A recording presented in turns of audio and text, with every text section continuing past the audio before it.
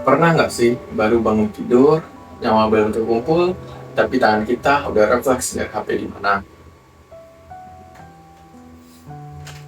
Yaps, kita semua begitu. Dan begitu nyala menyala, media sosial dibuka. Boom, baru jam 7 pagi, tapi kepala rasanya udah penuh banget. Si A baru saja keterima kerja di perusahaan besar, si B baru saja rilis usaha dan langsung sukses, sedangkan si C dan jalan ke luar negeri, upload foto estetik. Sementara kita masih saya duduk di pinggir kasur, nyawa belum penuh, mau mikirin sarapan hari ini apa, atau mau batalkan alarm ketiga. Sama sekarang itu anehnya, kita dikasih akses untuk melihat dunia orang lain, tapi efek sampingnya, kita jadi hobi membandingkan bab pertama di hidup kita dengan bab ke-20 di hidup orang lain.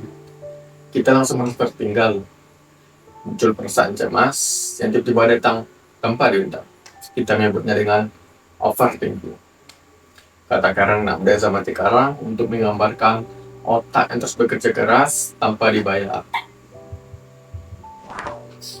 Lucunya, kita sering jadi musuh terbesar buat diri kita sendiri. Kita memikirkan masa depan yang belum tentu terjadi, sambil meratapi masa lalu yang udah nggak bisa diubah.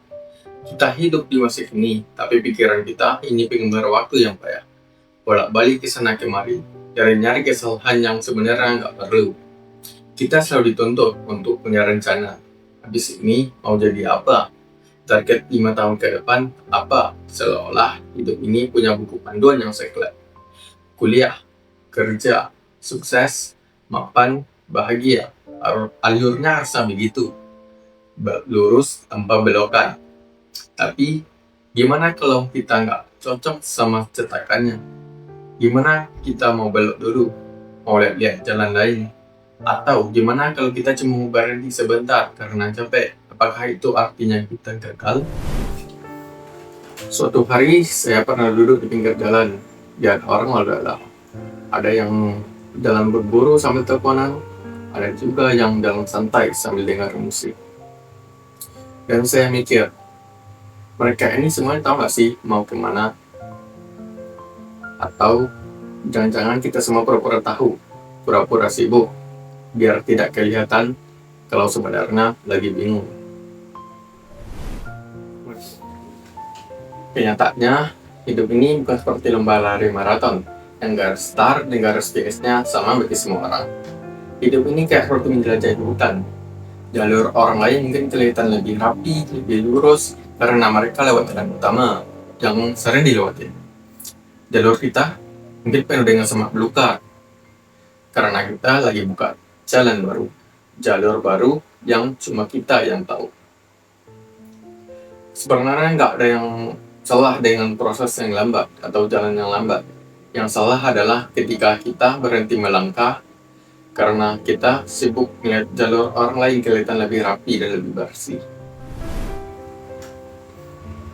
Nggak apa-apa kalau pencapaian terbesar kita hari ini cuma bisa bertahan hidup, tetap waras, dan tetap bisa tersenyum. Nggak apa-apa kalau kita masih meraba di dalam gelap untuk mencari tahu apa yang sebenarnya kita inginkan. Kita nggak perlu buru-buru untuk membuktikan apapun di dunia ini. Jadi, tarik nafas dalam-dalam, keluarkan pelan-pelan. Isi kepala yang bersih ini pelan-pelan pasti bisa kita jinakkan. Hari esok masih ada, pilihan-pilihan baru selalu menunggu. Gak usah berlari kalau kapasitas kita hari ini cuma bisa berjalan. Jalanin pelan-pelan, pakai ritme kita sendiri. Karena pada akhirnya ini cerita kita, bukan cerita mereka.